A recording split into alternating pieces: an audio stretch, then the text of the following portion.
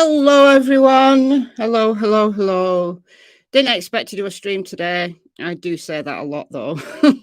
But the court documentation for the arrest of Ivan Adams, I keep calling him Ivan Adams, has come out today. So I want to share that with you. And the situation is way more horrific than I thought as to what happened to little 4-year-old Athena Brownfield.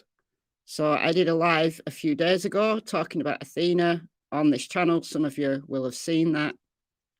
And I think in that live, it had just come out that Ivan had been arrested.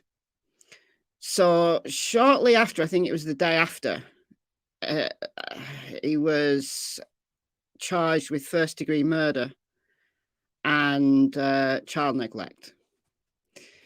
So that's where we've kind of left off. He's since had an extradition hearing because he was picked up in Arizona where he'd fled with his children.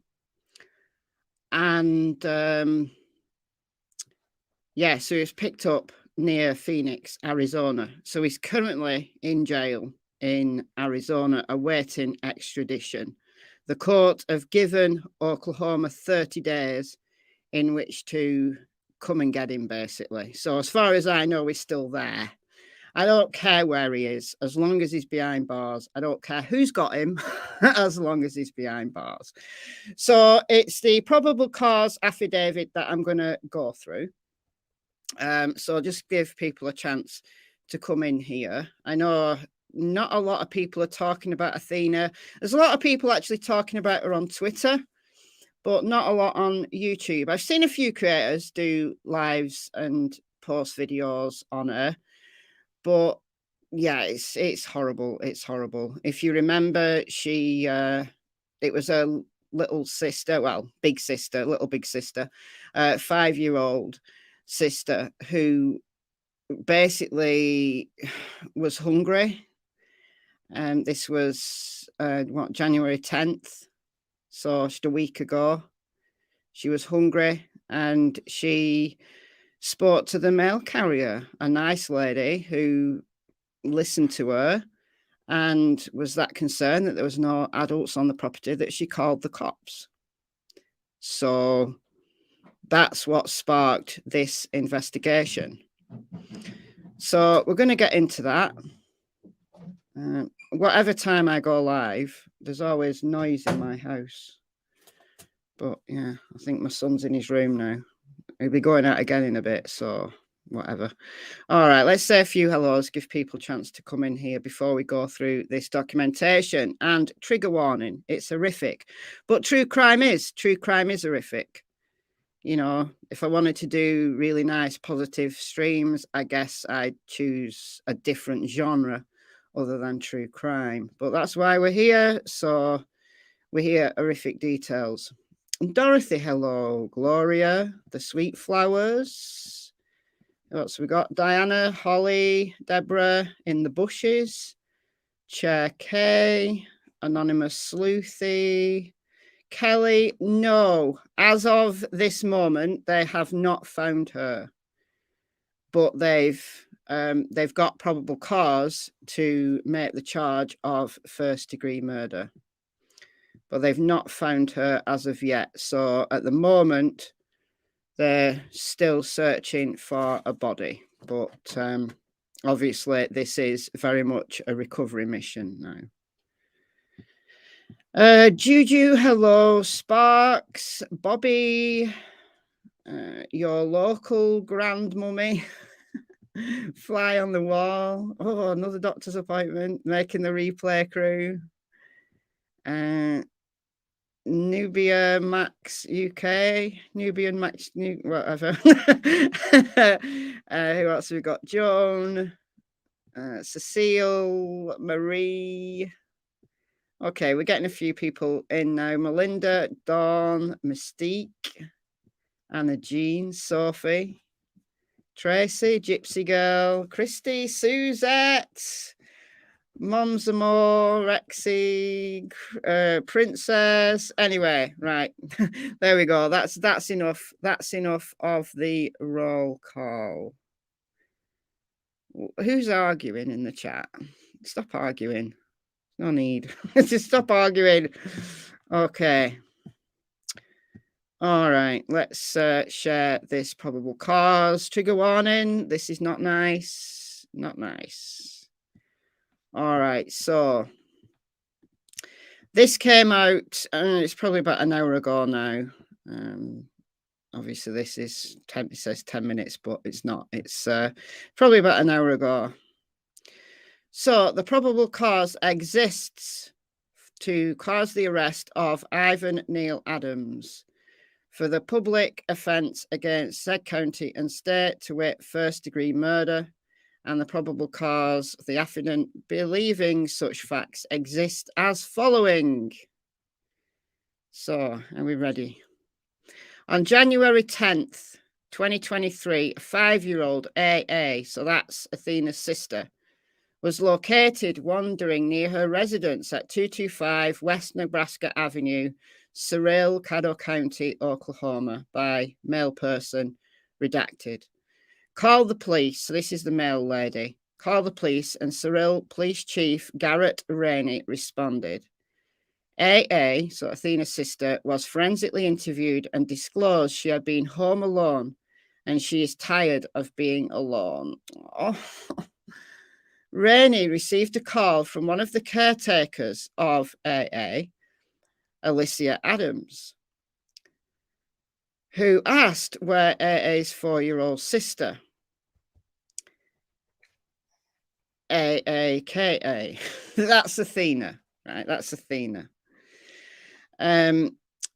Asked where Athena was located. At that moment, it was learned that Athena was missing. AA reported she called Alicia Mom or Ali and called Alicia's husband, Ivan Adams, Dad and Uncle Ivan. Alicia and her sister's biological mother, who we know is called Jasmine, left AA and Athena in the car of Alicia and Ivan approximately 1.5 to 2 years earlier. Alicia and Ivan never took AA and Athena to the doctor for checkups and did not enroll AA in school. So AA was of school age. She was 5. She should have been in school, but no, they'd not bothered. Not bothered. Okay. Review of phone records for Alicia and Ivan did not match with what they reported to Flores. Who's Flores? I don't know whether this is the whole affidavit, actually, because I'm just getting this off a screenshot. So if somebody has got access to Caddo County, Oklahoma's court records, because I've just not had a chance to go and try and find them, then I'd appreciate it, because I don't know if this is the full thing, because it's not very long, but it gives us plenty to chew on, to be disgusted by. Review of phone records for Alicia and Ivan did not match what they reported to Flores. On December 26th, 2022, between 4:15 and 5:30 a.m., Ivan's phone records show his phone leaving 225 West Nebraska and traveling to near Rush Springs, Oklahoma. Alicia and Ivan had a previous residence located in the Rush Springs, Oklahoma area. On January 12th, Flores re-interviewed Alicia and read her the Miranda warning, to which she waived. Alicia confessed that on December 25th, Christmas Day, around midnight, Ivan beat Athena and held her up by her arms. Athena was not moving and her eyes were barely open.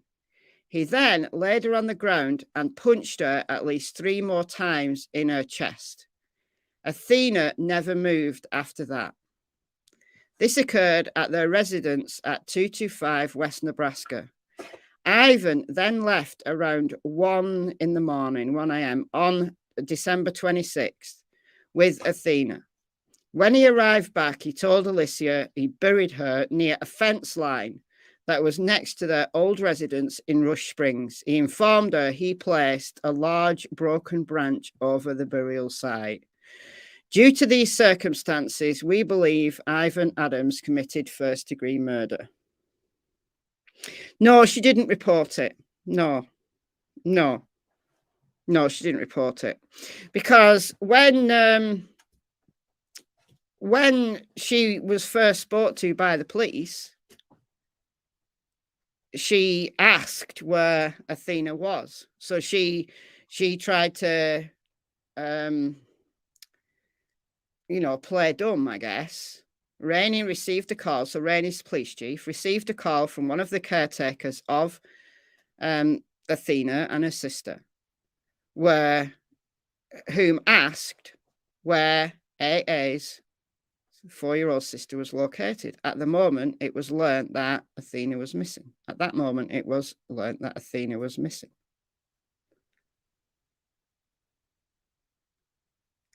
Now, I've got questions. I've got some questions here. So, for those asking about the relationships here, if you've not been following this case really, really closely, the caretakers, Alicia, who's been arrested and she's in jail on 2 counts of child neglect. Although if Athena was already dead, then she can't be charged with child neglect for that child. So surely there's got to be more charges coming, more charges, different charges at least, pending for Alicia. But I guess this is, it's very, very early on in the investigation here. So, yeah, Alicia is a relative of Athena, either her aunt, i.e. her mother's sister, or a cousin of her mother. And as you learned from this probable cause, their mother left Athena and her sister in the care of Alicia 1.5 to 2 years earlier. Now, I'm not aware that this was a formal arrangement, that this was a custody arrangement, like a formal one. I think, from what I understand at least, and you could correct me on this, what I understand at least is that it was just an informal arrangement. But anyway, Ivan and Alicia split. Yeah, Rexy, Alicia is her aunt, Ivan is her uncle by marriage. So, let's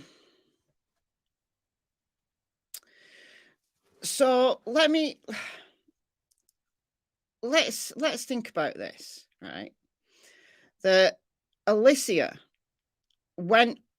they've recently split. Ivan also has 4 kids. And no, I'm not sure whether they're Ivan's kids or Ivan and Alicia's kids. I know for sure that they're Ivan's biological kids, but are they all Alicia's? I don't know.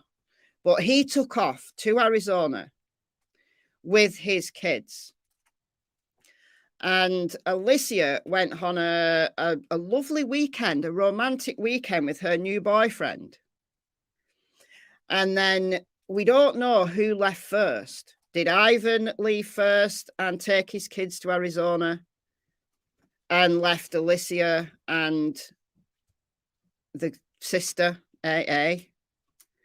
And then Alicia decided to do one and go for a romantic weekend.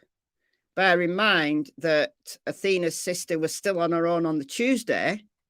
So this romantic weekend had dragged into the next week. But she was tired of being alone. So who was the last person to see AA? I guess we can argue that. But now these new details have come out. It makes me wonder. Why did they leave? Right.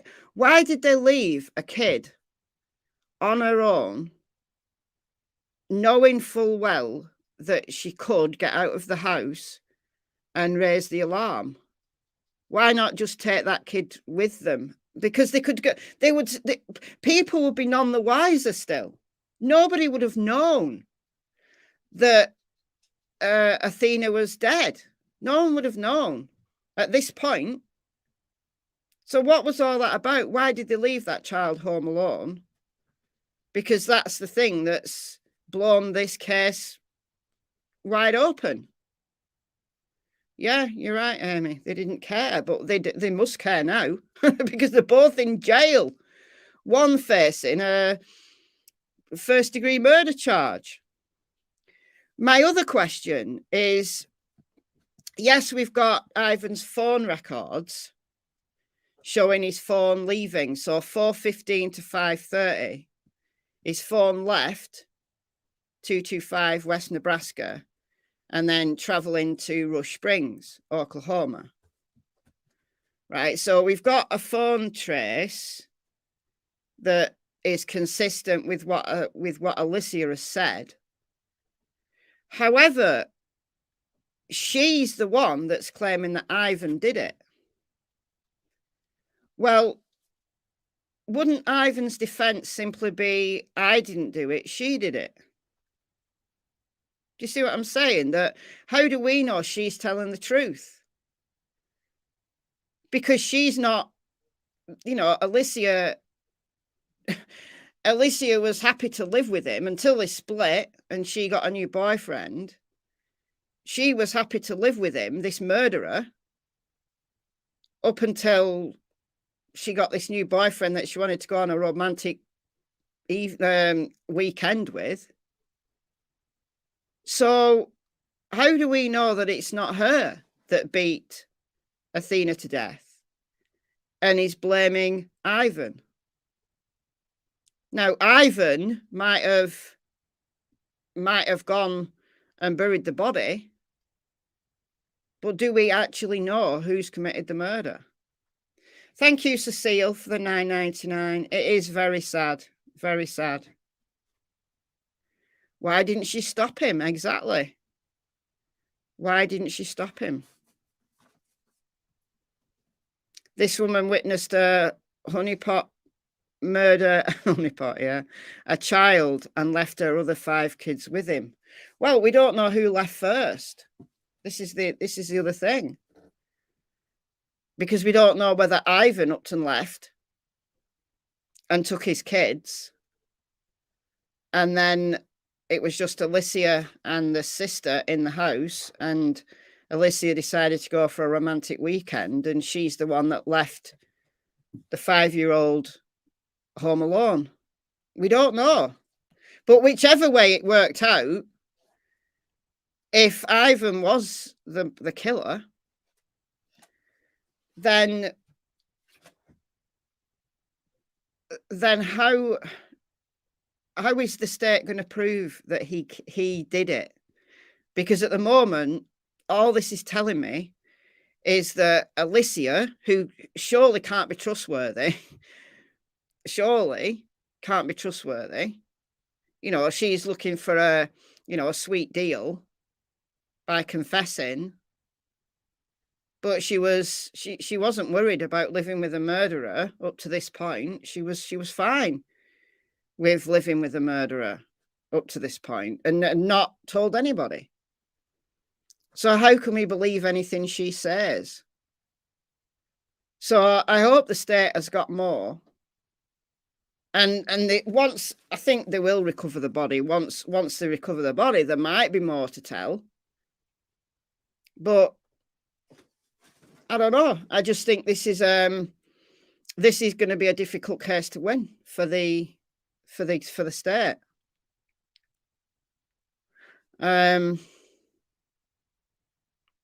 Because it'll be a he said, she said. And yeah, his phone incriminates him. But why wouldn't his defender say, well, yeah, but she took my phone? What was the date they found Athena? The 10th. So the sister, Athena, it was January the 10th, a week ago today.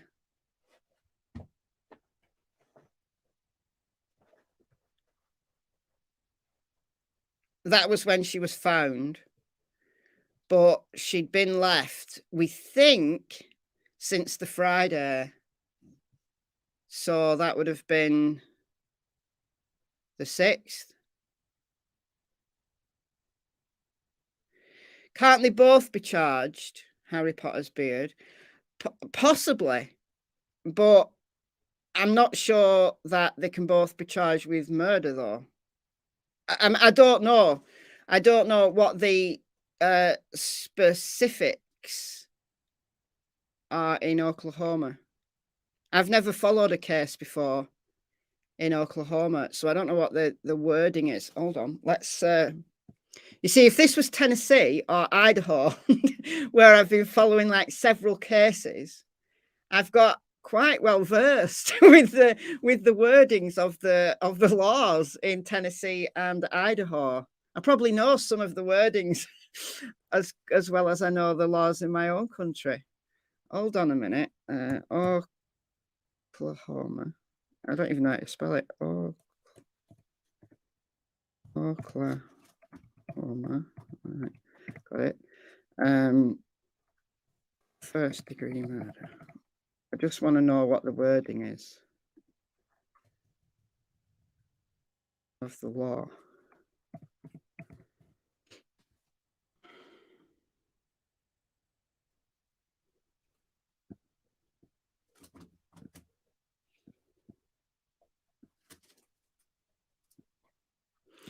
All right, so I'm just reading this. So child abuse murder. On Oklahoma law, the death of a child that results from a child abuse is first degree murder. Defined, blah, blah, blah. A person commits murder in the first degree when the death of a child results from the willful or malicious injuring, torturing, maiming, or using unreasonable force by said person, who shall willfully cause, procure, blah, blah, blah, blah, blah, blah. It's sufficient for the crime of murder in the first degree that the person either willfully tortured or used unreasonable force upon the child. So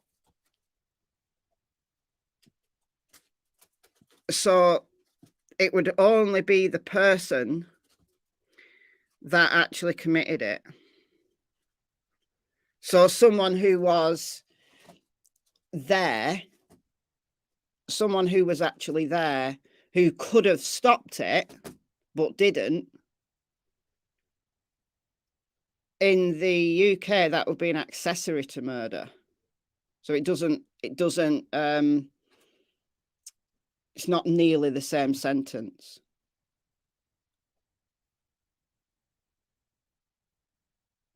Strawberry wine. I'm in Oklahoma. Court records show Alicia charged today with criminal felony, but actual charges not listed yet. Brilliant. That's good. I want to know the specifics of it. So there's felony murder, malice aforethought murder. They've made this very complicated, all these different categories of murder. They've made it very complicated for themselves.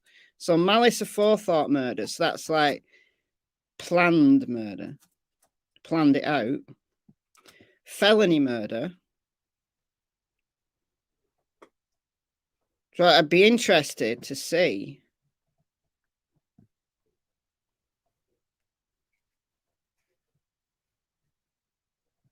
Let's just read this. Felony murder. This is going to be similar to Indiana, I suspect. So yeah, if they commit murder in the in the process of another crime. Common defenses: self-defense, defense of another, burden of proof in defense, mitigation to lesser degree, reduction with a plea agreement. But he could just say, I didn't do it. This is the thing. This is my issue. He could just say, I did not do it. It was her. And then it's a he said, she said.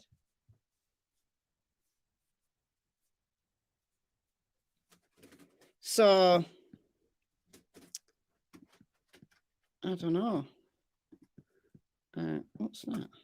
What was that? Oh, why is it doing that? Right, I'm going to see what's what the latest is on Twitter.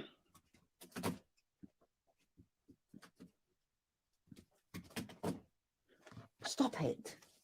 Stop chewing my chair. Thank you, Juju, for the $4.99. In my psychological experience, why do parents or caregivers do these things? So very sad that it keeps happening. Why do they do it? Loads of reasons. They're screwed up. They don't care. They think the kid's a burden. They think the kid isn't their responsibility. Addiction. There's a whole, I mean, you could go down a proper rabbit hole answering that question. Okay, so latest. Okay.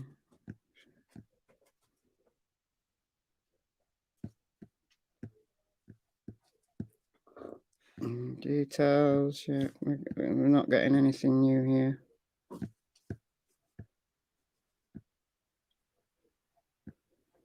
Same thing, same thing, same thing.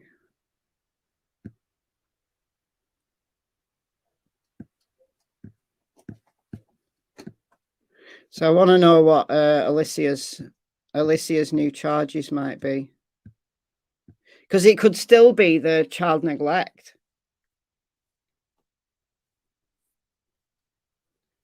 Is she another Leilani?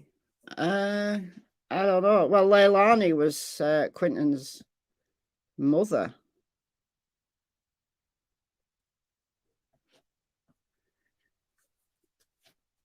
This is my issue. Texas turnaround. Surely they wouldn't charge him based on her word alone. Well, they have. They have, though. So Tracy says, yes, she can be charged with felony murder even if she didn't do it. In Oklahoma, another person was put to death even though they hadn't done the actual killing. Okay. This is sounding better and better. All right, let's read the specifics of felony murder. All right. Okay, so can you still see that? Am I still sharing? Yeah, I am.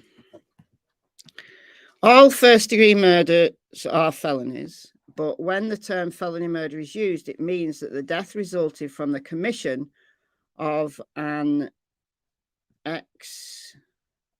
enumerated felony. For example, if a defendant robbed a liquor store and the death resulted in that robbery, from that robbery, the law says that death is a first-degree murder. Even if the defendant never intended on hurting anyone, the defendant must be convicted of felony murder if during the robbery the clerk had a heart attack and died, or if during the robbery the clerk attempted to shoot the robber and accidentally shot a customer. Or common scenarios is defendant driving a getaway car and his co-defendant robs a store and kills a clerk. In that circumstances, both the driver and the shooter could be convicted of felony murder. Okay. All right. So there's legal precedent. Okay. I'm feeling better now. I'm feeling better. Because it's still first-degree murder. So they could just charge them both with felony murder.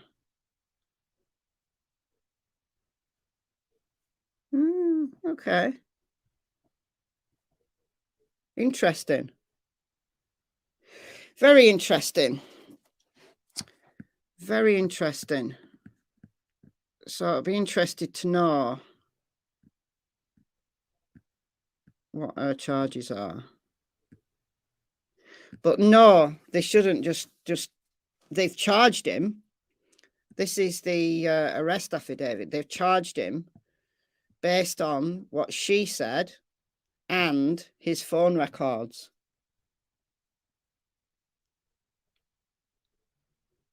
SSS. That's the felony murder exemption. There has to be another crime happening when the murder happened. Well, there was. Child abuse. Child abuse was happening. So there was another crime happening. So even though Ivan didn't, let's say Ivan, but it could be Alicia, didn't mean to murder Athena, if she was beaten, so the commission of the offence was abuse, child abuse, it would be grievous bodily harm in the UK. But because she died, then it becomes murder. Where's the biological mother? Don't know. She was the one that left Athena and her sister in the care of Alicia and Ivan. So we don't know where she is.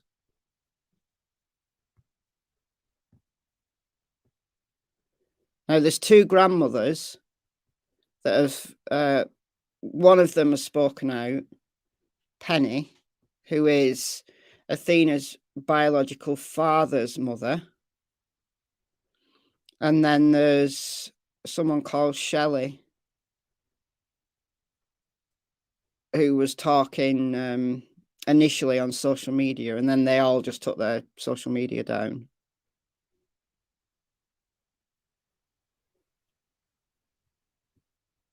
So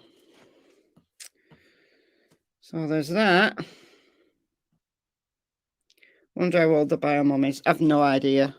I have no idea. Do we know why the mother left them and the father in military not informed? No. The initial reports or stories that came out was that the bio dad was in jail.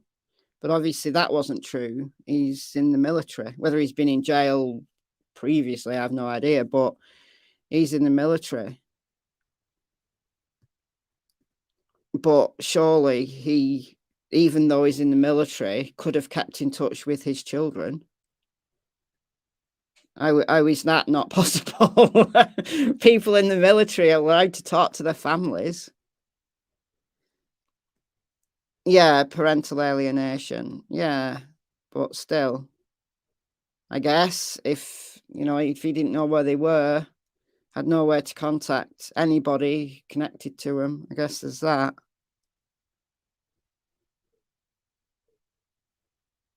Just sent the court link to me on Twitter. Thank you.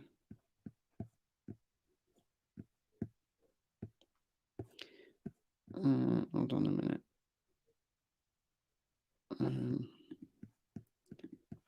Just let me go into my. Did you send it in a message, or did you just?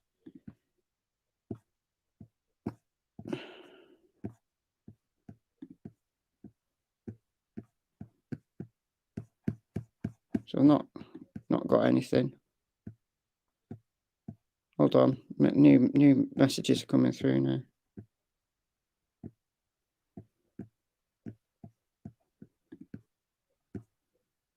Maybe not.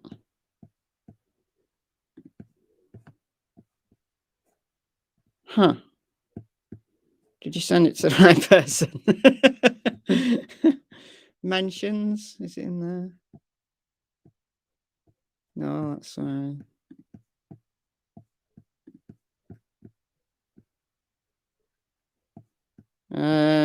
Well, I don't seem to have it. But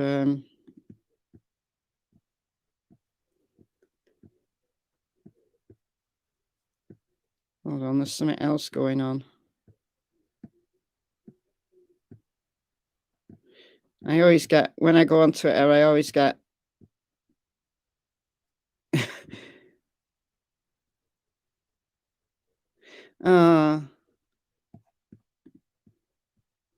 hold on. What am I doing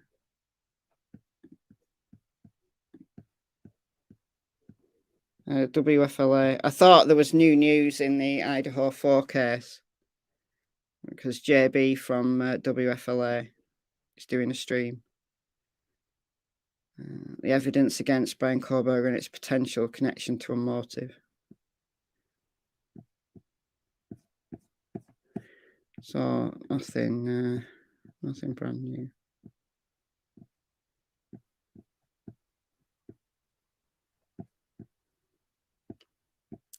Let's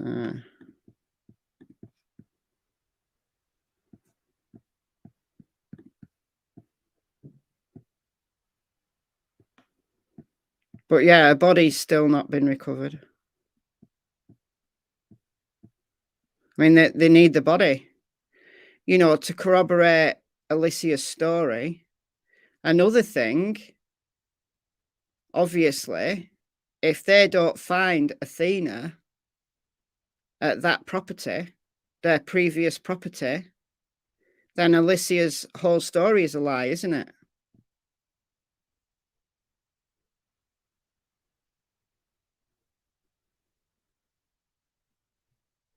Is there any news on Lena Keel? No, not at all.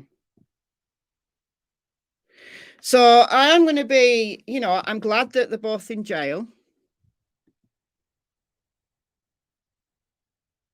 I'm really glad that they're both in jail. They both deserve to be in jail. But I do have concerns over a prosecution in this case. Unless there's a lot more evidence that they have that we don't know or that comes to light. Because if they don't find Athena's body at that residence, so, you know, I'm sure that they can tear the grounds and you know, they can dig it all up. But if they don't find her there, then there's a problem with that entire testimony. Because how do you know that she's not just completely lied? And that Ivan went to that property at Rush Springs for another reason? How do we know? How do we know? We don't know at this moment in time. So I'm going to be, yes, they can both rot in jail for all I care. For the very least of leaving a little girl home alone while they were both doing other things. That's bad enough. But I am just going to be a little bit cautious for now about who actually did this, because I don't trust either of them. I don't trust either of them to tell a story that is going to be helpful to justice for Athena, because neither of them seem to care about Athena at all while she was alive. So why would they care about her now? So Alicia, if she's talking and she's telling the truth, she's only doing it to save her own skin, to get a plea deal. She just sent me a link by email. Okay.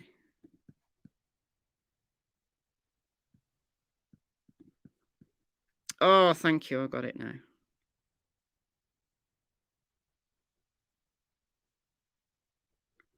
Oh, I'm going to have to put my VPN on. So if I disappear, it's because StreamYard's kicked me off because I've confused it by pretending that I'm in New York. Sometimes it's fine. Sometimes it isn't. Sometimes it freaks out. So if we disappear, thank you, Strawberry Wine. I've got it. So, okay. So what we've got here, this is state courts in Oklahoma. This is Alicia Adams, defendant, state of Oklahoma versus Alicia Adams, criminal felony. So no judge assigned yet. This is brand new. Attorney. All right. Nothing as of yet for that, but I'm going to bookmark that. So I'll just keep checking on that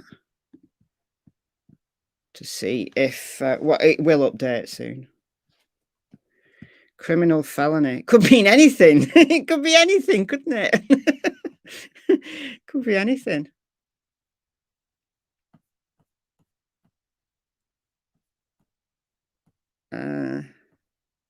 So that's the news. that is the news up to now. So I guess the next stage is that Athena needs to be found. She needs to be recovered. She absolutely needs to be recovered. I wasn't sure. Was I sharing my screen when I showed you that before? I think I was. Yeah, I was.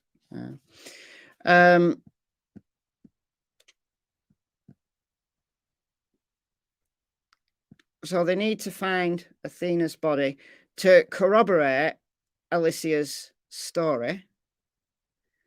If they don't find her body, I'm really going to struggle to believe that the prosecution are going to be able to keep him under first-degree murder charges, because you literally have the word of somebody who's got a vested interest in lying and passing the book on to somebody else. And it wouldn't be a difficult stretch in any world on any planet for a defender to successfully defend Ivan Adams under those circumstances. I don't think they can progress with a no-body homicide in this case. In my opinion, because I think Alicia could be lying to save her own skin, and without a body, her entire story falls apart. And she's been very specific on where that body was, or at least where he said he'd put the body. And if that body's not there and he's not talking, or he's just blaming her and saying she did it, then I don't see how they can progress. And that just, we'd end up with no justice whatsoever. It's clear that something really bad has happened to Athena. Very clear. But when you know in your soul that something really bad has happened to someone, you want justice, but you want the right person or persons to receive that justice. So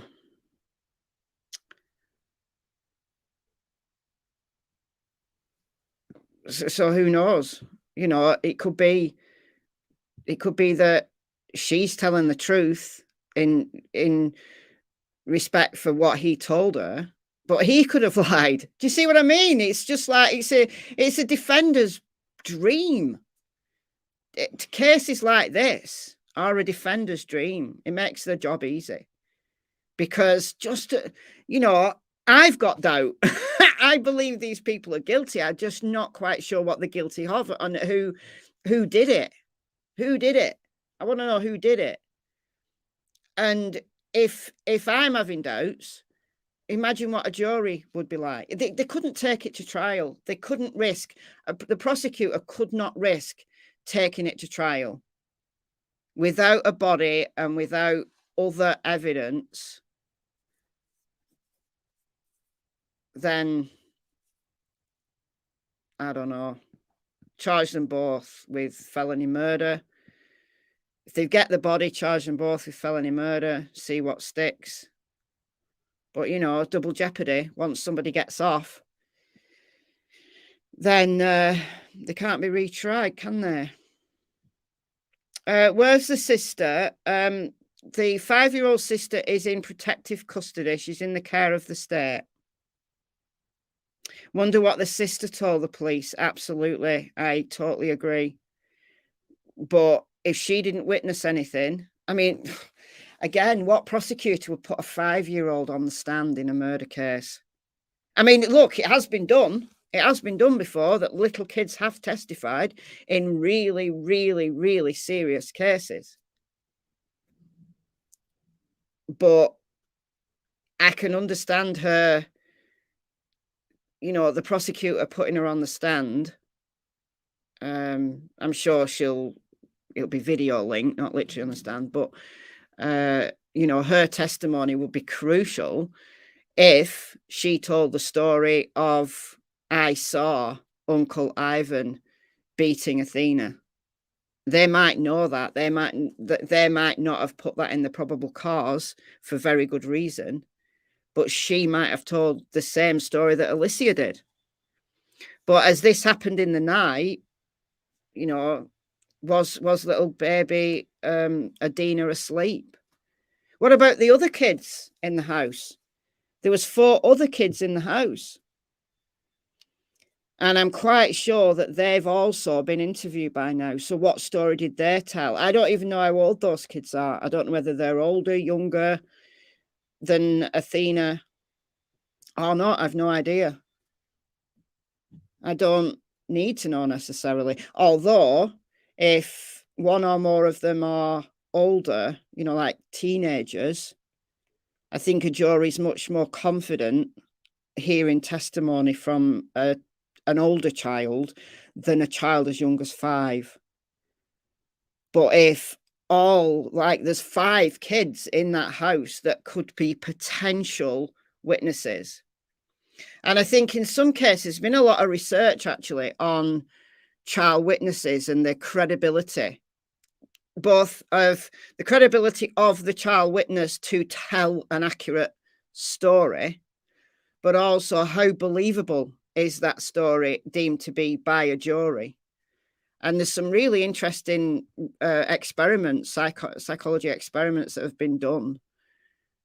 And people do tend to, you know, if a child is telling a good story, as in it's a believable story, it's accurate, and there's actually no evidence that a child is less accurate than an adult. If a child witnesses something and is interviewed in an age-appropriate way, that child is just as accurate in, you know, remembering details as an adult is. You know, obviously that child has got to have some level of, you know, a baby, no, obviously not. A 2-year-old, no. But a 5-year-old, yeah. A 5-year-old, yeah. Interviewed in an age-appropriate way, and it did say in the probable cause that she was forensically interviewed, so it would have been a forensic psychologist of very high caliber would have done that interview. And even that, you know, they could show that in court. But so the other kids look older, around 10, 8, 6, apart from the youngest about 4 or 5. Okay, so a 10-year-old is putting a 10-year-old on the stand. You see, the thing is, a kid, a very young child at the age of 5 can tell an accurate story, but as that child's age increases, people are more likely to consider them credible.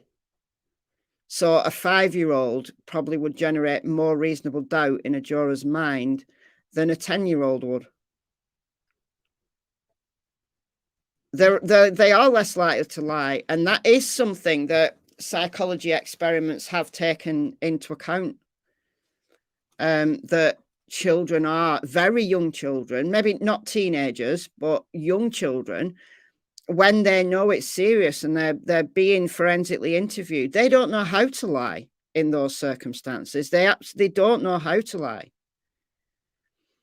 Whereas a teenager would be just as likely to lie as an adult. So it's interesting. The whole area is fascinating. It's fascinating because there's some very, very specific nuances in the literature. So people don't tend to consider younger children as credible as older children, even though younger children are less likely to lie than older children. So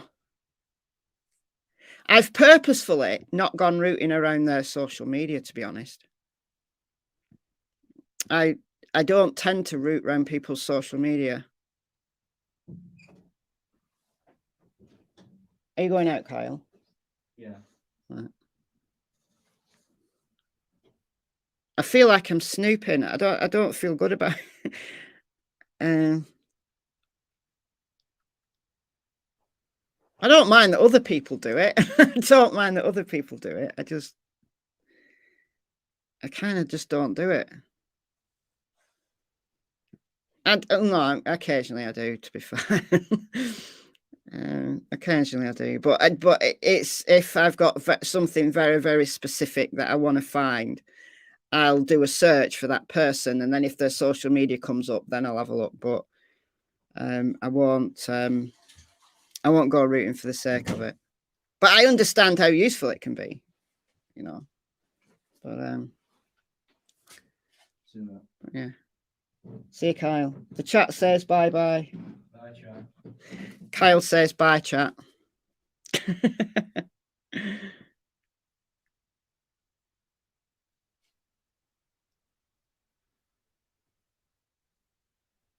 The neighbours might have. You see, the house, there's not a lot of neighbours. It's a pretty quiet area. I'll show you. 225 West Nebraska.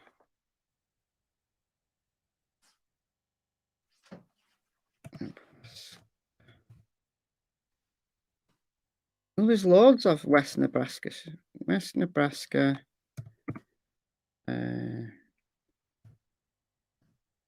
Cyril, Oklahoma. Here we go. Got it. All right.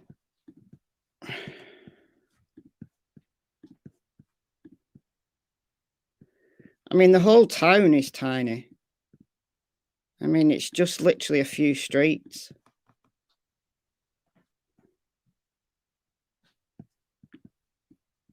And they live on the corner of Nebraska Avenue and 3rd Street. It's this house here. Let's go downwards. Where have you dropped me? You've dropped me at the wrong house, you big clown. It's this one here.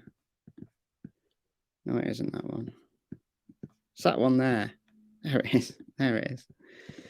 That one. It does look a bit different on the current pictures than it does on Google, because this is from, if you look right down at the bottom. No, don't do that. I want to go back down. Stop it. This imagery was taken in June 2013. So it's nearly 10 years ago. So Google Street View needs to update. So this house has had some updating over the last 9.5 years.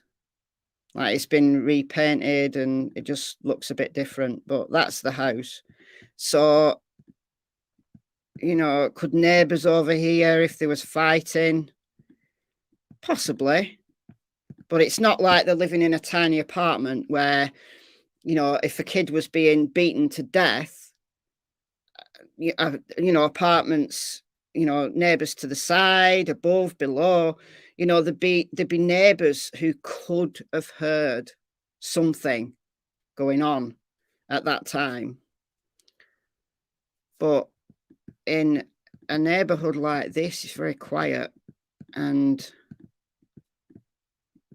I don't know whether neighbours would hear a kid being beaten.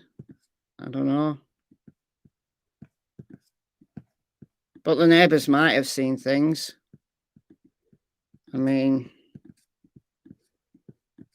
but they obviously didn't know that a little girl was on her own, did they? Most people are at home on Christmas Day. They absolutely are, yeah. But it happened in the night. It was like midnight. So it was almost the 26th. So they'd be asleep, most of them. You know, especially those with kids, because kids get up early, don't they, on Christmas? So most people would be asleep. So you've got even less chance of them hearing anything. But I don't know. But it is, you know, given that there were 6 kids living there, it's not a tiny, tiny house, but it's not huge. So the possibility that that somebody inside that house would have heard. One or more of the kids would have woken up. I mean, we don't know what reason why Athena was beaten to death anyway, whether it was Ivan or Alicia.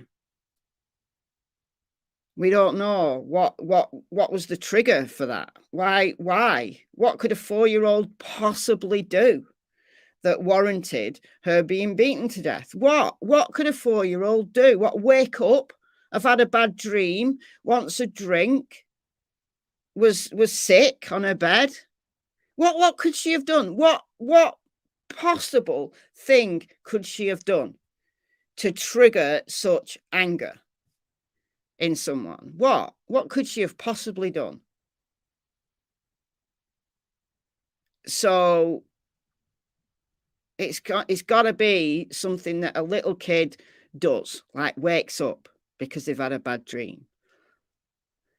Wet the bed, maybe, yeah. The little things that kids do. That, yeah, if you've woken up, you've woken up and it's the middle of the night and you were tired because you got up early and maybe you've had a couple of drinks and you just wanted to go to bed. You just wanted to shut your eyes and go to bed, and then a kid wakes up. Yeah, it's annoying. Yeah, it's annoying. It's irritating. But there's nothing that should mean a kid is beaten to death in any circumstance, regardless of what mood you're in. But in a house that size, because it's only like a single story, it's not like kids were on another floor, which probably would have meant less likely that they'd have heard. But if they were fast asleep, then they wouldn't have heard, would they? They're fast asleep. That's what kids do. Absolutely, that's what kids do. It's what kids ages gone by, kids will continue to do, is annoy their caregivers by waking up saying that they need a drink, or they've wet the bed, or they've been sick because they ate too much candy, or they have a big garden. Yeah, they do. Decent. It's a decent sized house. It's not huge though, that's the thing. So, and it's a single story. So if a kid if a kid did wake up or was still awake, the chances are they would have heard something. But if they're fast asleep, then I wouldn't think so. How many bedrooms? I've no idea, actually. No idea. Just going to look it up on... see if I can find it on Zillow.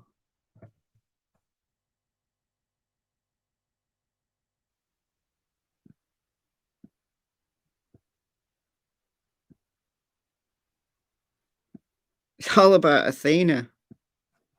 Why can I not find it on Zillow? What's that? No, that's court documents. Hold on a minute. I'm just going to do Zillow.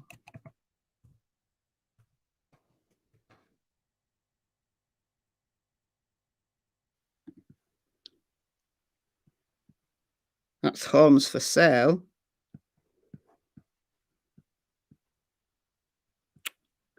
It's annoying.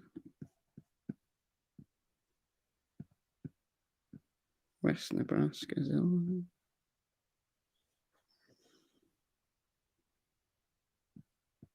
It's not telling me.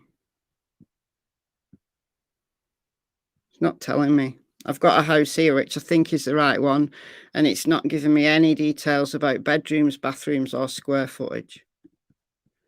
So, do we know that the girls even had a bed? No idea. No idea. If it's 3 bedrooms, it's 3 kids per room. Yeah. It's just really sad, isn't it? It's really sad. Really sad. But yeah, that's what I wanted to share with you. That's what I wanted to share with you. And I'm just going to do one final look to see if there's any more news. Oh, here we go. It's from Coco. Can you see that? You should be able to see that. Yep. Breaking. Alicia Adams, the other caregiver of Athena Brownfield, has been formally charged with 2 counts of child neglect. I thought she'd been charged last week with that. 1 for failing to supervise Athena, 1 for failing to protect Athena from physical abuse by Ivan Adams. Huh. What about the other girl? What about Adina? Because I thought that she was charged with 2 counts of child neglect, 1 for Athena and then 1 for her sister, for leaving them home alone. No, 8 people lived in that house. So there were 6 children and 2 adults that we know of. There could have been more people living there. We don't know. So there was the 4 that were the biological children of Ivan, and I don't know how many of those were biological children of Alicia as well. And then there was the 2 girls, Athena and her sister, who were the nieces of Alicia.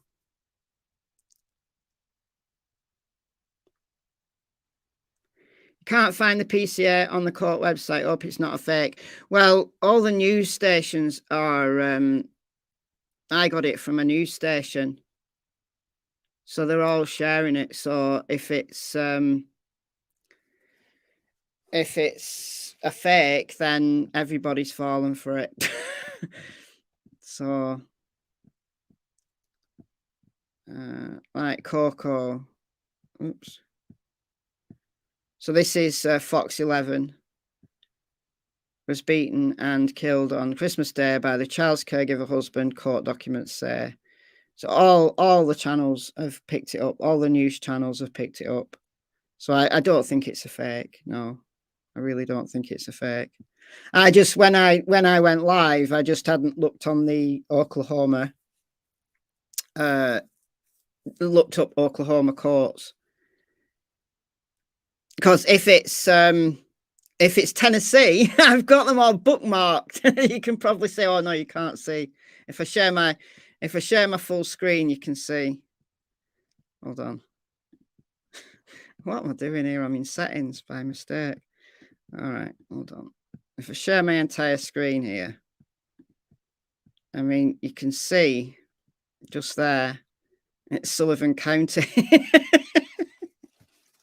I got Sullivan County saved. And then you can change it to any county just by like getting the URL up. Oh no, I can't do that. Hold on, I can do it on this. So he's saved to Don Sherfy, Don Sherfy Jr. But if you change it to Hawkins, you can just change it on the URL to Hawkins. So I've got all the Tennessee. I've got the TBI, all the TBI stuff saved. I've got all the Idaho stuff saved. So those 2 states, if a crime happens in Tennessee or Idaho, I'm straight there. I've got all the bookmarks. Whereas like Hawkins County right there. Whereas if it's a state that I've not ever done a case from before, I don't have any of the links. Where are the 4 Adams children? I've no idea, honestly. No idea. I don't know whether they could be, if they're both Alicia and Ivan's, you know, they're all Alicia and Ivan's biological children, then they're going to be in state care, I would imagine. And they'll be in state care until they've exhausted them with forensic interviews. They'll not give them back to any family members until they are absolutely confident that they've got as much information as they can from those children. They'll be in protective custody in foster care, and there'll be a lot of attention on those children to formalize them as witnesses. So I'd imagine that they're going to be in state care, but I don't know that for sure.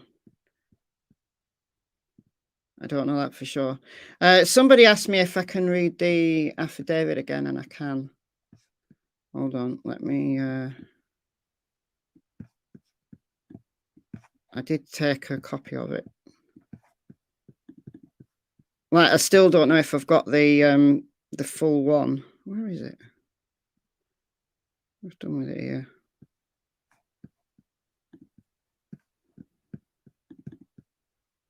Here we go.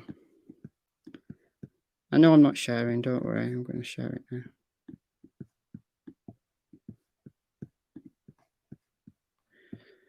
Okay. So on January 10th, 2023, 5-year-old AA, so that's Athena's sister, was located wandering near her residence at 225 West Nebraska Avenue, Cyril, Caddo County, Oklahoma, by the male person whose name's been redacted. This person called the local police, and Cyril Police Chief Garrett Rainey responded. AA was forensically interviewed and disclosed she had been home alone and she's tired of being alone. Oh, I bet those officers that interviewed her initially and psychologists, I bet their hearts were breaking. You know, it just, I mean, that's just horrendous, isn't it? Just that line in itself. Just that line in itself is horrendous. Strawberry Wine just sent another link to Ivan's. Thank you. I'll look at that in a second. Okay. Rainey received a call from one of the caretakers of AA, Alicia Adams, who asked where AA's 4-year-old sister, who's Athena, was located. So Alicia's playing dumb at this point, by the looks of things. At that moment, it was learned that Athena was missing. AA reported she called Alicia Mom and Ali, and called Alicia's husband Ivan Adams Dad, or Uncle Ivan. Athena and AA's biological mother, who we know as Jasmine, left AA and Athena in the care of Alicia and Ivan approximately 1.5 to 2 years earlier. Alicia and Ivan never took AA and Athena to the doctor for checkups and did not enroll AA into school. Review of phone records for Alicia and Ivan did not match what they reported to Flores. So Flores must be another police officer. So I'm interested to know that Alicia's didn't match either. So review of phone records for Alicia and Ivan did not match with what they reported to Flores. So we need Alicia's documents to find out what specifics of that. I mean, I don't know what that means. On December 26, 2022, between 4:15 and 5:30 a.m., Ivan's phone records show his phone leaving 225 West Nebraska and traveling to near Rush Springs, Oklahoma. Alicia and Ivan had a previous residence located in the Rush Springs, Oklahoma area. So, on January 12th, so this is 2 days after the little 5-year-old kind of basically blew the whistle on what's been going on, Flores re-interviewed Alicia and read her the Miranda warning, to which she waved. Alicia confessed that on December 25th, 2022, Christmas Day, just happy Christmas, everyone. Let's just murder a child. It makes me so mad. It really does. Confess on December 25th, around midnight that night, Ivan beat Athena and held her up by her arms. Athena was not moving and her eyes were barely open.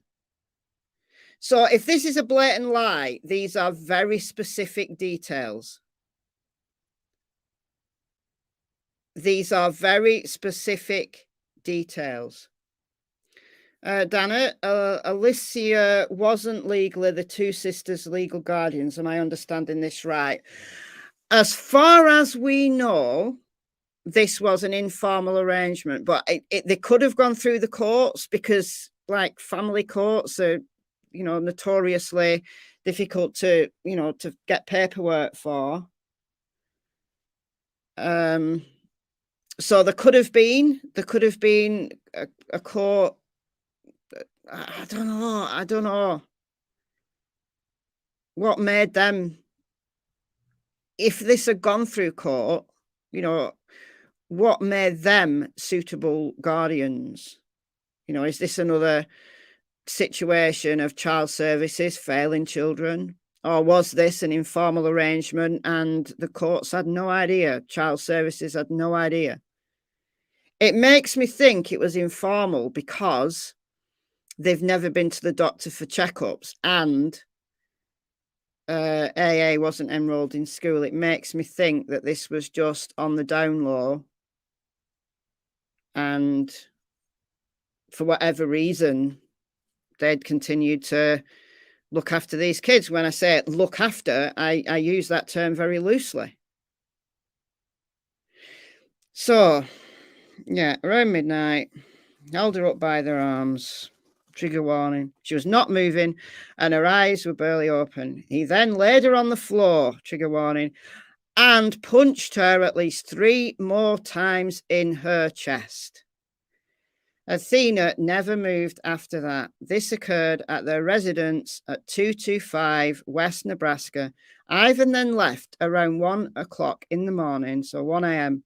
on December 26th with Athena. When he arrived back, he told Alicia that he buried her near a fence line that was next to their old residence in Rush Springs. He informed her he placed a large broken branch over the burial site. Again, that's very specific. Due to these circumstances, we believe Ivan Adams committed first-degree murder. So I think they're right to bring him in. I'm just concerned that it's going to be a he said, she said, and I just hope that there are other, you know, there's other evidence. We've not got Athena's body yet. I hope that is located. I mean, I know we all want Athena to be alive still, you know, somewhere, and all this be a really sad dream. But I just don't think she is. I had a bad feeling about this case. When I heard this case, I thought, that's not good. That's really not good. That there's something really bad's happened to that child. The town is tiny. The town is tiny. You know, you could search that town thoroughly from top to bottom in 2 days, and they did.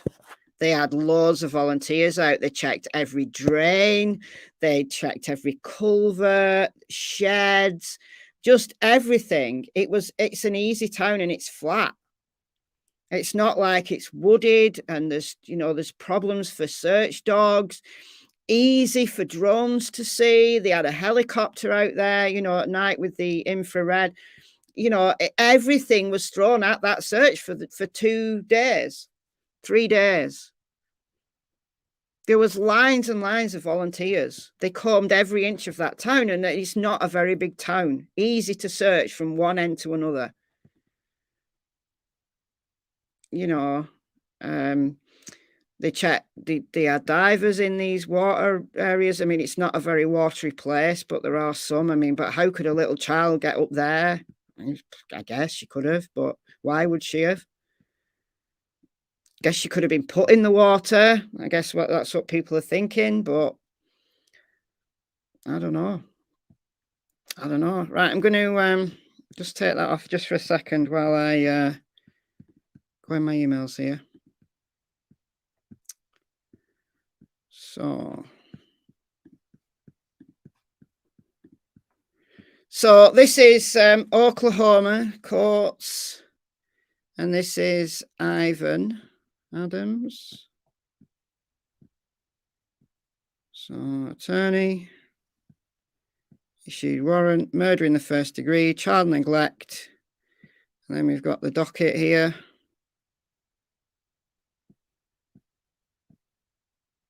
So it doesn't look like he's been extradited yet, has he? Is he back in is he actually back in Oklahoma now? I'm guessing he is. He must be back in Oklahoma now. He must be. Because if this court documentation's been served, he must be back in Oklahoma now. Or am I thinking of Idaho? I don't know. I think he must be back. Like I said before, I don't care where he is. I don't care where he is as long as he's locked up.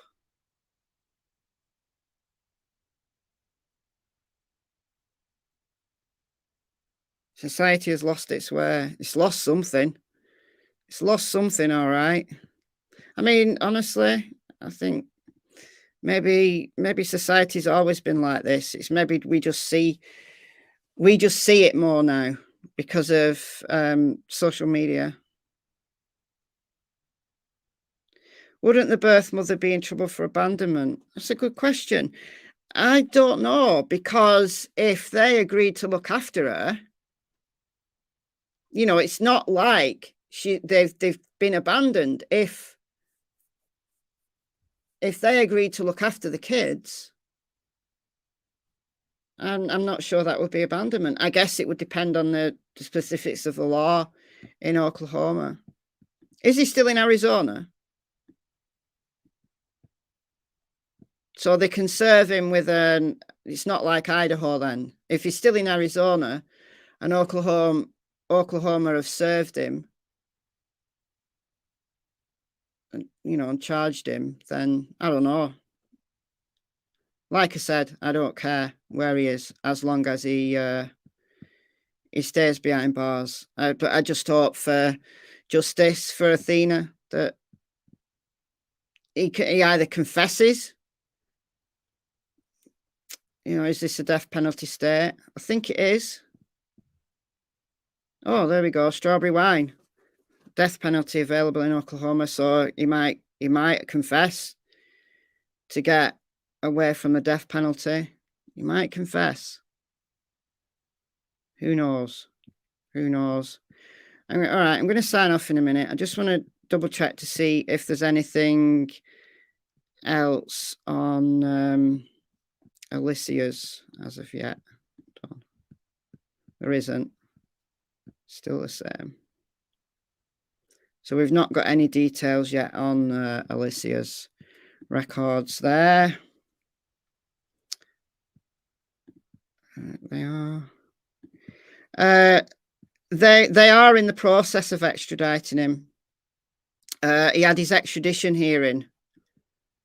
When did he have his extradition hearing? I might even have it saved. I'm not going to play the whole thing, but maybe I didn't save it. Just look here. I've got too many of these cases that are just horrific. No, I don't think I saved it, but actually, I could have saved it on my Twitter. No, I don't want to leave. Stop it.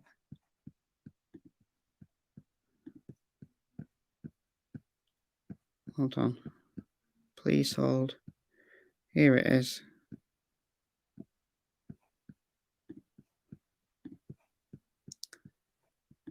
Wrong one.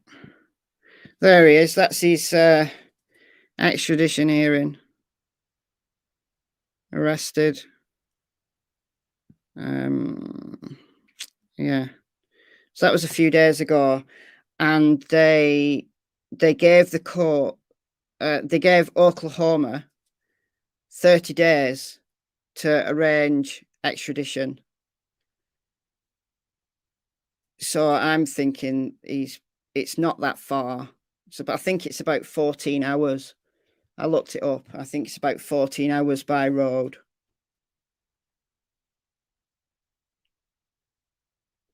What do you mean, Lisbeth? How can he waive extradition when he's a felon? Well, he was happy to be extradited.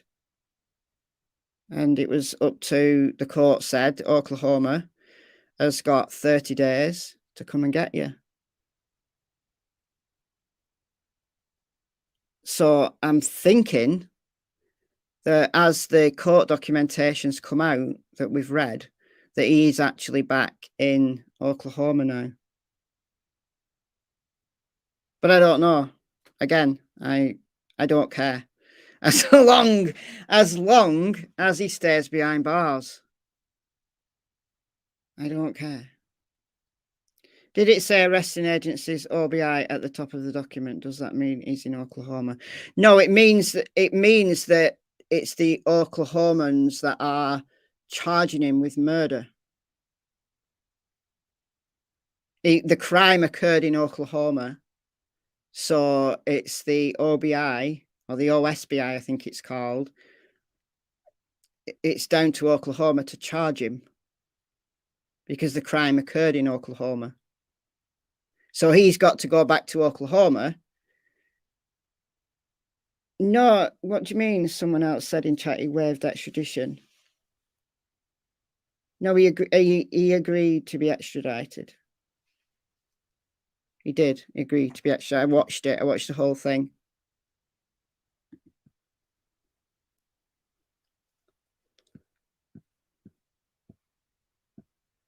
So that was his charging papers. Why will it not let me? No, I don't want to. Here we go.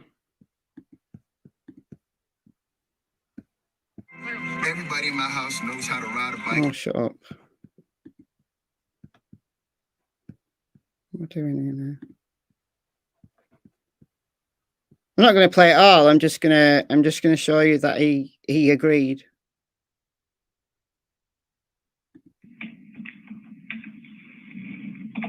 All right, sir. State your name and date of birth for me, please. I'm Neil Adams III, March 12, 1986. All right, thank you. That you would have the right to hire a lawyer at your own expense. You are entitled to bail in this case. I don't want a hearing here. Right, here we go. Would take up to 90 days. You would be held in custody during that time or until another judge modifies your bail. A governor's warrant signed by the governors of both states is required to extradite you to Oklahoma, and that process could take up to 90 days. So what I need to know from you is which way you want to proceed. So I want to get there and take care of it. So you want to waive your rights? I don't want a hearing here. That means you would not have an extradition hearing. Right. You would just waive your rights to a hearing. You would have 30 days. They'd have 30 days to come and get you. Okay? So that means you'd be held non-bondable in Maricopa County Jail for 30 days to allow time for them to come and get you. So if you want to do that, that's fine. Let me just tell you, you can't change your mind once you decide to waive your rights. If after 30 days they have not come for you, then Maricopa County will release you. That does not mean that warrant goes away. It just means we're not going to hold you for more than 30 days. But if you decide that you want to have a hearing, I would set a hearing date for you in front of a judicial officer. I was under the impression that So don't interrupt me, Charlie. So if you want to have a hearing, I'll set a hearing in front of a judicial officer who only hears these type of cases. And you can, in the meantime, if you are able to post your bond, you're able to do that. You're able to hire an attorney. You can change your mind with that one if you decide at that time, you know what, I don't want to wait. I don't want to have a hearing. You can change your mind at that point. But with that option also, it would take up to 90 days for the governors to sign that warrant. So you could be in custody for up to 90 days if you're not able to post your bond with that option. I need to get there and fight this. Okay. So, okay, so it is a little bit confusing. That I think he was confused. He just kept saying, I want to get there. I just want to go there. I want to go there. So if they set up another hearing, then in front of whoever judge, then that could take up to 90 days, after which time he'd be extradited. So he's waived his right to having that hearing. Right. So I think he was trying to say, I'm under the impression that this is my hearing. This is just an initial appearance in court. So he's waived his right to have that 90 days where he sat there waiting for this other hearing. What's the point? So he's just said there, I want to get there and fight this. So presumably he's going to plead not guilty. But she then just said, the judge just said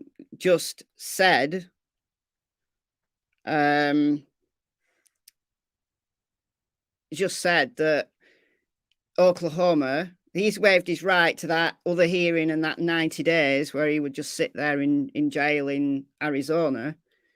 So now, because he's saying, I want to get there as quickly as possible, then that gives Oklahoma 30 days to arrange transport. So I think they've had plenty of time to do that, because this was a few days ago. January 13th. So that's 4 days ago. So I'm thinking that Oklahoma would want to come and get him quickly. It's only 14 hours away. So I'm thinking they'd want to come and get him quickly and serve him with the papers. So I'm thinking that because the papers have been released, he's now back in Oklahoma. That's what I'm thinking. But like I said, I don't need to think about it because I don't care. As long as he's in jail somewhere, I don't care. SSS Inside Edition just put a video out. Search for Athena is now a recovery. Well, we know it's a recovery because he's been charged with murder. So we know it's a recovery. It's been a recovery since day one. Well, not since day one, literally day one, but since he was charged, and that's January 13th. So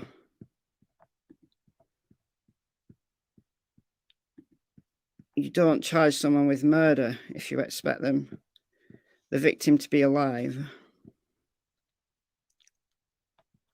All right. Is there anything else I wanted to talk about? I don't think there is. But I think it's clear now what's going on. So he's been charged with murder, first-degree murder. Oklahoma is keeping his trip quiet. Well, yeah, of course. Well, I mean, what is there to say? It's really, it's not a high-profile case like Brian Koberger's. It's not like they're going to have to fly him across the country and then have people taking photographs of him at an airport when it stopped for fuel, and the whole drama of him arriving in court. And yeah, it's not that. It's not a high profile case at all. Not a lot of people are talking about this case. Sadly, not a lot of people are talking about this case. So where did he want to go? Arizona? No, he didn't want to go anywhere. He wanted to go back to Oklahoma. So he'd gone to Arizona with his kids. This was before Athena. It was known that Athena was deceased, and before the little girl, the 5-year-old sister, came outside to the mail lady and said she was hungry. He was in Arizona. When he got arrested, he was in Arizona. He'd gone there. So when he was arrested in Arizona, and he was held in a jail in Arizona, who then need to extradite him back to Oklahoma. So the murder charge is out of Oklahoma, so he's got to go back to Oklahoma. So he didn't want to go to Arizona. Well, he did, I guess, wanted to go to Arizona, but he doesn't want to stay in Arizona. He wants to go back to Oklahoma to fight his charges.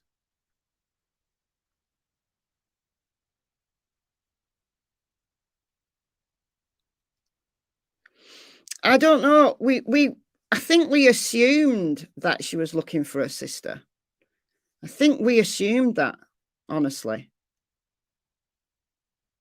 It's a decent assumption to make, but I think it was an assumption that we thought she'd gone out looking for her sister and had been asking for her sister, and that might not necessarily have been the case.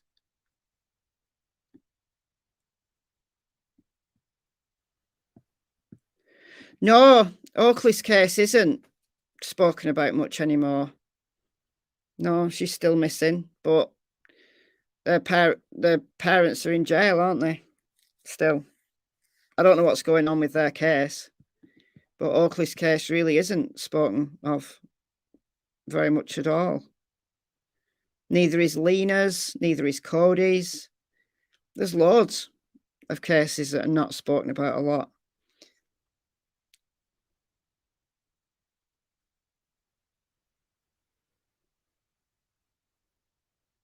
But it's interesting how some cases just take off and then others don't. Like I always draw back on the Anthony Todt case. The Anthony Todt case. It was way more disturbing than the Watts case, in my opinion. Way more disturbing, like the details. But that hardly anyone ever knew about it.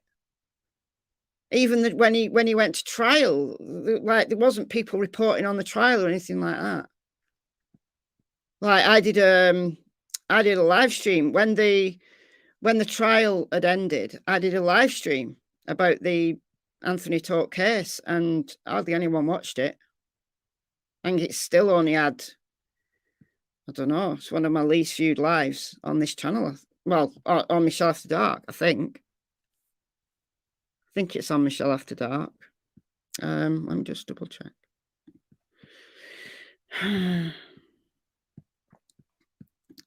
Lives.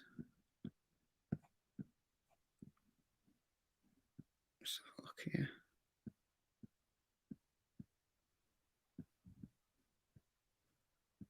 Maybe it's on the other channel. Oh, there it is. Look, I'll show you. Look, I mean, my lives don't get a massive amount of views anywhere, but you know, 4.2k views. That was just after he'd been convicted. Summer Wells, 29k views. Gabby Petito, 13k views, 20k views, 19k views, 4.2k views, and it's incredibly disturbing case, and hardly anyone knew about it or is interested in it at all. I find it really fascinating why some cases take off and others just don't. But that's just social media for you. Anyway, I'm going to call it a day.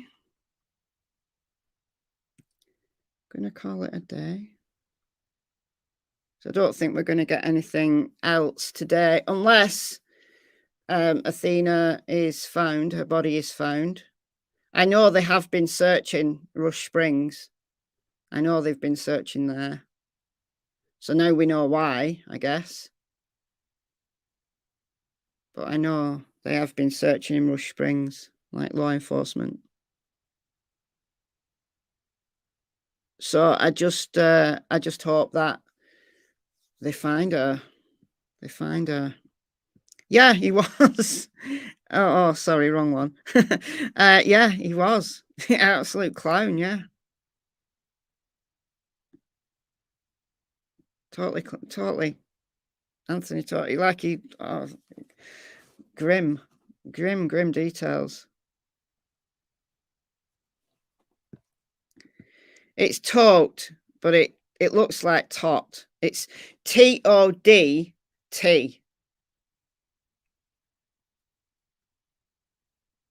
But it's pronounced tote. Anthony Tote. All right, guys, I'm going to go. But yeah, go and look it up. Go and watch my live on it. Go and look it up. It's a fascinating case, but brutal, grim.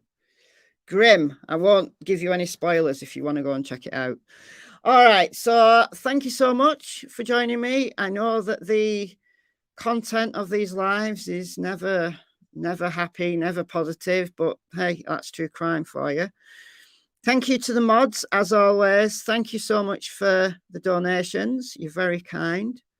And yeah, I shall see you very soon in the next video, I guess. Bye, guys.